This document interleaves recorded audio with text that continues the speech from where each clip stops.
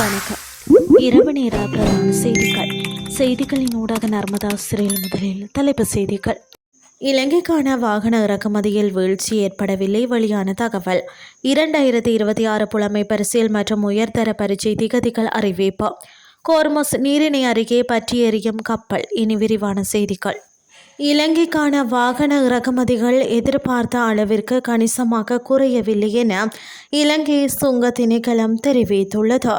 2026 ஆண்டின் ஆரம்பத்தில் வாகன இறக்குமதி மீது மேலதிக வரி விதிக்கப்பட்ட போதிலும் வாகன இறக்குமதியில் வீழ்ச்சி ஏற்படவில்லை என சுட்டிக்காட்டப்பட்டுள்ளது.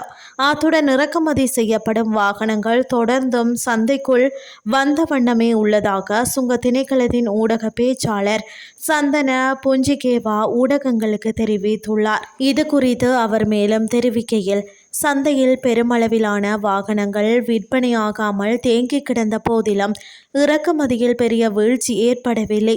இதனால் ஏற்பட்டுள்ள சிறிய அளவிலான குறைப்பானது அரசாங்கத்தின் வருமானத்திற்கு எவ்வித நிதி ரீதியான பாதிப்பையும் ஏற்படுத்தவில்லை. சுங்க திணைக்களத்திற்கு கிடைக்கும் ஒட்டுமொத்த வருமானத்தில் சுமார் 30% பங்களிப்பு வாகன இறக்குமதி மூலமாகவே கிடைக்கப்பெறுகிறது. கடந்த ஆண்டும் வாகன இறக்குமதியானது சுங்க வருமானத்தில் 30 முதல் 35% பங்களிப்பை கொண்டிருந்ததுடன் அதே போக்கு இந்த ஆண்டும் நீடிக்கிறது என அவர் மேலும் குறிப்பிட்டுள்ளார். 2026 ஆண்டுக்கான தரம் 5 புலமை பரிசில் பரீட்சை எதிர்வரும் ஆகஸ்ட் 9 நடைபெறவுள்ளதாக பரீட்சைகள் திணைக்களம் அறிவித்துள்ளது. அதேவேளை 2026 ஆண்டுக்கான கல்வி பொதுத்தராதார உயர்தர காப்போத உயர்தர பரீட்சைகள் ஆகஸ்ட் 10 முதல் செப்டம்பர் 5 வரை நடத்தப்பட உள்ளதாகவும் தெரிவிக்கப்பட்டுள்ளது. இதற்கான உத்தியோகபூர்வ கால அட்டவணை மற்றும் விண்ணப்பம் தொடர்பான மேலதிக அறிவிப்புகள் எதிர்வரும் நாட்களில் வெளியிடப்படும் என பரீட்சைகள் திணைக்களம் குறிப்பிட்டுள்ளது.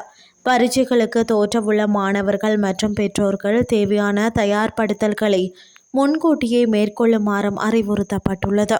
இனி வெளிநாட்டு செய்திகள். சர்ச்சைக்குரிய கோர்முஸ் நீரிணைக்கு அருகில் உள்ள ஓமான் கடற்கரைக்கு அருகே ட்ரோன் அல்லது ஏவுகணை தாக்குதல் காரணமாக கப்பலில் தீப்பிடித்ததாக ஊடக அறிக்கைகள் தெரிவிக்கின்றன. கப்பலில் உள்ள 24 இந்திய மாலுமிகளும் பாதுகாப்பாக இருப்பதாக இந்திய அதிகாரிகள் அறிவித்தனர். இந்தியாவின் துறைமுகங்கள், கப்பல் போக்குவரத்து மற்றும் நீர்வழிகள் அமைச்சகத்தின் பணிப்பாளர் ஓபேஸ் குமார் சர்மா MD மரிவெக்ஸ் கப்பலில் இன்று பிற்பகல் 1:30 மணியளவில் இந்த சம்பவம் நிகழ்ந்துள்ளதாக கூறினார். ஓமான் கடற்கரைக்கு அப்பால் கப்பலில் இருந்த 24 இந்திய மாலுமிகள் அவசர உதவியை நாடுவதாக இந்திய முன்னோக்கு மாலுமிகள் சங்கம் முன்னதாக எக்ஸில் தெரிவித்திருந்தது. கடல்சார் வட்டாரங்களை மேற்கோள் காட்டி ட்ரோன் அல்லது ஏவுகணை தாக்குதல் என சந்தேகிக்கப்படும் காரணத்தால் கப்பலில் தீப்பிடித்தது. அந்த வெடிப்பு கப்பலின் இயந்திர அறையை சிதைத்ததாக தெரிவிக்கப்படுகிறது. மாரிவெக்ஸ் என்பது பலாஃப் நாட்டின் கொடியின் கீழ் பயணிக்கும் ஒரு எண்ணெய் ரசாயன கப்பலாகும். செய்திகள் யாவும் நிறைவடைகின்றது.